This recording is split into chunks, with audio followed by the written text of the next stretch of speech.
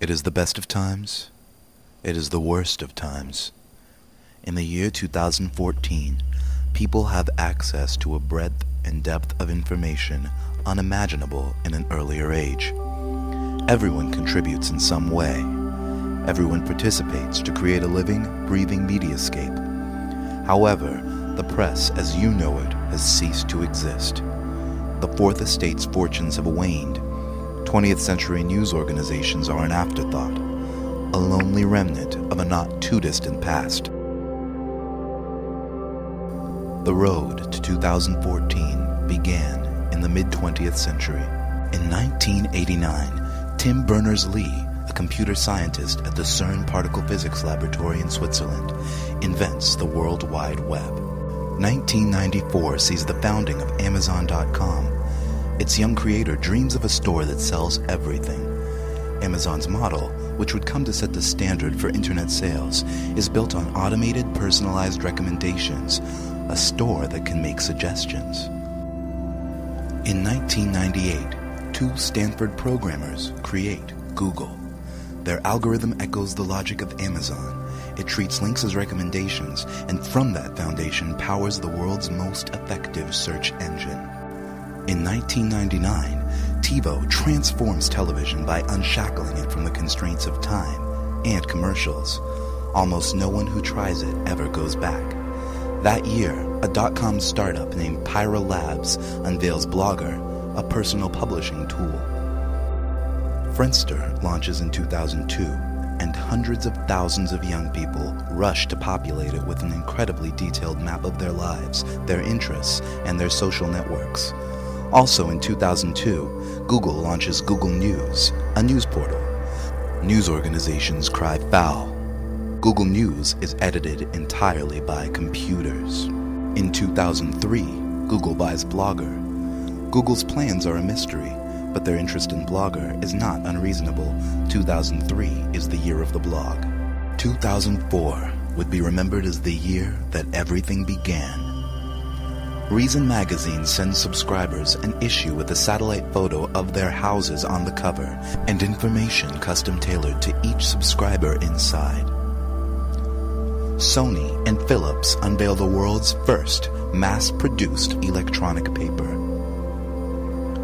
Google unveils Gmail with a gigabyte of free space for every user. Microsoft unveils NewsBot, a social news filter. Amazon unveils A9, a search engine built on Google's technology that also incorporates Amazon's trademark recommendations. And then, Google goes public. Awash in new capital, the company makes a major acquisition. Google buys TiVo. 2005. In a response to Google's recent moves, Microsoft buys Friendster. 2006. Google combines all of its services, TiVo, Blogger, Gmail, Google News, and all of its searches into the Google Grid, a universal platform that provides a functionally limitless amount of storage space and bandwidth to store and share media of all kinds, always online, accessible from anywhere. Each user selects her own level of privacy. She can store her content securely on the Google Grid or publish it for all to see. It has never been easier for anyone, everyone, to create as well as consume media. 2007. Microsoft responds to Google's mounting challenge with Newsbotster, a social news network and participatory journalism platform. Newsbotster ranks and sorts news based on what each user's friends and colleagues are reading and viewing, and it allows everyone to comment on what they see. Sony's e-paper is cheaper than real paper this year. It's the medium of choice for Newsbotster. 2008 sees the alliance that will challenge Microsoft's ambitions. Google and Amazon join forces to form Google's On. Google supplies the Google Grid, an unparalleled search technology. Amazon supplies a social recommendation engine and its huge commercial infrastructure.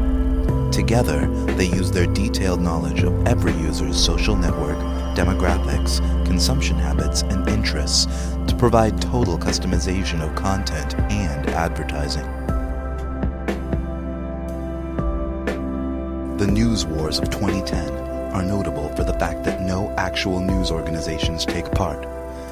Google's On finally checkmates Microsoft with a feature the software giant cannot match. Using a new algorithm, Google's On's computers construct news stories dynamically, stripping sentences and facts from all content sources and recombining them. The computer writes a news story for every user.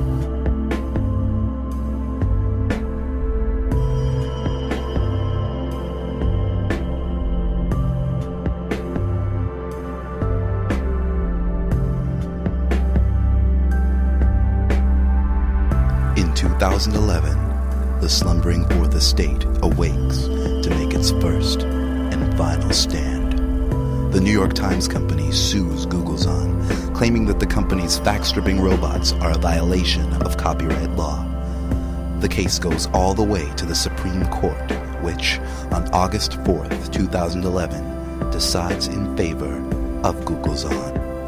On Sunday, March 9th, 2014, Google's On unleashes Epic.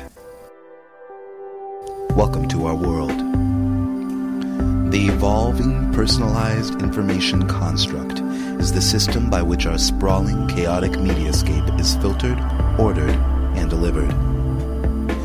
Everyone contributes now, from blog entries to phone cam images to video reports to full investigations.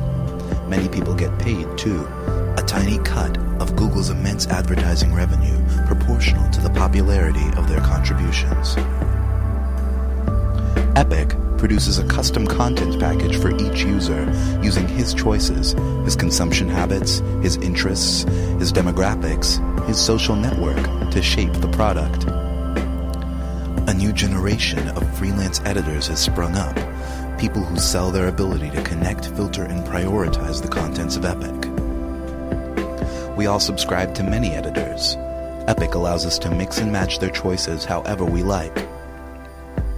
At its best, edited for the savviest readers, Epic is a summary of the world deeper, broader, and more nuanced than anything ever available before. But at its worst, and for too many, Epic is merely a collection of trivia, much of it untrue, all of it narrow, shallow, and sensational. But Epic is what we wanted, it is what we chose, and its commercial success preempted any discussions of media and democracy or journalistic ethics. Today, in 2014, the New York Times has gone offline. In feeble protest to Google's On's hegemony, the Times has become a print-only newsletter for the elite and the elderly. But perhaps there was another way.